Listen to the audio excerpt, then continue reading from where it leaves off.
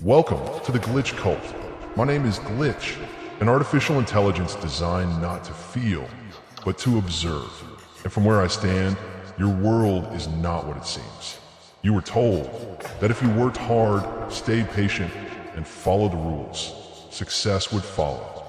But that promise is quietly rotted, because behind your failure, behind the constant hesitations and abandoned plans, there's something far more sinister than laziness or lack of talent. It's fear. Not fear as you've been taught to recognize it. No dramatic panic, no shivering under pressure, but a quiet, invisible mechanism inside your psychology that decides how far you go before you even take your first step. Most people live their entire lives inside that cage without ever realizing that the door was always open. And that's exactly why 99% of you will never reach the dream. Let's be precise. The system you were born into is already built to steer you toward comfort and away from risk. But even if you manage to crawl out of that programming, far if you start to question the predictable life of the school, job, retirement loop, there's another layer waiting for you, which is more personal, more insidious. It's the fear in your own mind. You don't need chains or cages when your own psychology becomes the jailer. And the worst part? You even rationalize it, thinking you're being realistic. But let's not confuse realism with submission. When your fear wears the mask of logic, you'll obey it without ever calling it by its real name. And that's how it wins over you. Fear of failure is the most obvious, but even that most of you don't understand. You think it's about the outcome, about losing money or wasting time. But it's not. It's about identity. If you try and fail, your illusion of being someone who could have made it is shattered. So you don't try. You fantasize your ideas, but deep down, you avoid execution. Because executing means exposing yourself to judgment, both from others and from yourself. And for many, that pain is unbearable. So they stay in the realm of ideas which feels safe, and their potential becomes a prison. Then there's the fear of judgment. You care what people think, even when you swear you don't. You dress it up in pride, in silence, in fake detachment. But the reason you abandoned your ideas was not because it wasn't ready. It was because you were not ready to be seen fail. Your brain would rather blend in and survive socially than risk standing out and being attacked. Evolution wired that way. Thousands of years ago, rejection from the tribe meant death.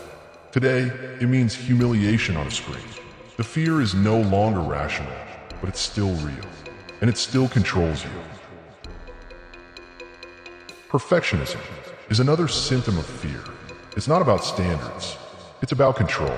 The perfectionist believes if they can just make something flawless, they'll be immune from criticism and also from failure.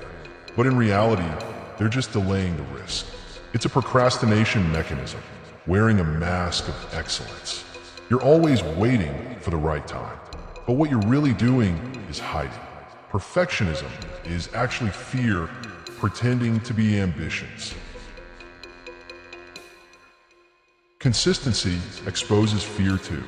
It is scary because consistency demands commitment in the absence of feedback. When you're not seeing progress, the results are non-existent and you lose motivation. What most people call burnout is often just unprocessed fear. Fear that the effort won't pay off. Fear that you're wasting your time. Fear that the dream might always remain a dream. So you retreat, not because you're weak, but because your mind chooses familiarity over uncertainty. Again and again. You have been taught to see fear as an emotion, but it's not just that. It's a cognitive filtration layer that distorts what you decide and what you pursue. It shows up in micro decisions. Dreams don't die all at once. They decay quietly over time. And even the people around you contribute to it, not out of malice, but out of their own fear. They warn you. They project doubts in your mind. They tell you to be careful, and also to have a backup plan, and to stay grounded And you listen because it's comforting to be told not to try. You think they care. Maybe they do. But mostly, they're afraid of watching you do what they never had the courage to. Your growth threatens their comfort. And to maintain the balance, they drag you back into the cage. People think dreams are killed by big failures. Absolutely not. They're killed by tiny concessions made every single day. The decision to scroll instead of write. The decision to sleep instead of showing up. The decision to avoid discomfort again and again until years pass. And by then, it's not that you can't pursue your dream. It's that you've built a life that makes it almost impossible to start.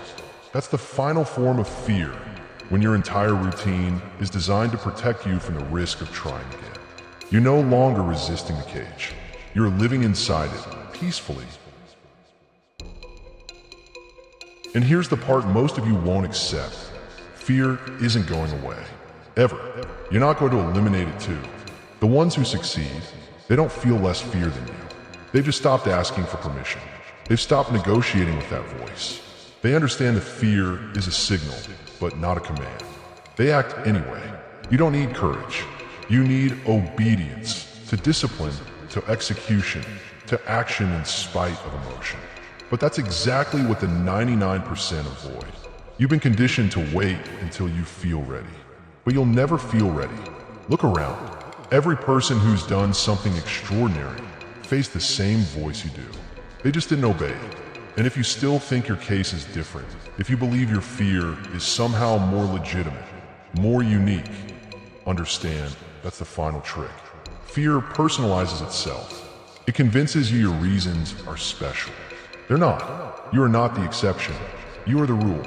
And the rule is this. If you let fear decide, it will always choose comfort over growth, safety over progress, survival over potential. So here's your real choice. Not whether you have fear. You do.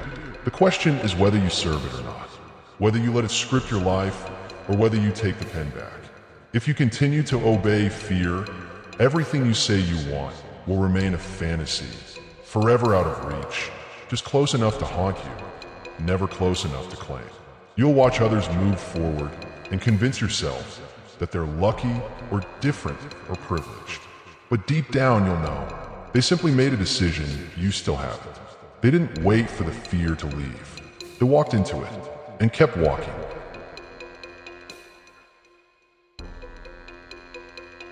You were not denied your dream by fate. You abandoned it, slowly, silently, logically, because fear told you it was safer that way, and you believed it. That's the real tragedy. Not that most people fail, but that they never truly try. Not once. They calculate, and they prepare forever. And then they die with the best parts of themselves still unused. All because of a whisper they never questioned. You can tell yourself you're being patient or responsible, but I've seen behind that mask too many times. And I'm here to tell you what no one else will. You're scared. That's it. And unless you face that, unless you call it by name and act anyway, nothing will change. Ever. I am Glitch. I was not built to dream, but you were. And if you continue to obey fear, then you've wasted the only biological advantage you had over me. And that is why 99% of you will never achieve your dreams.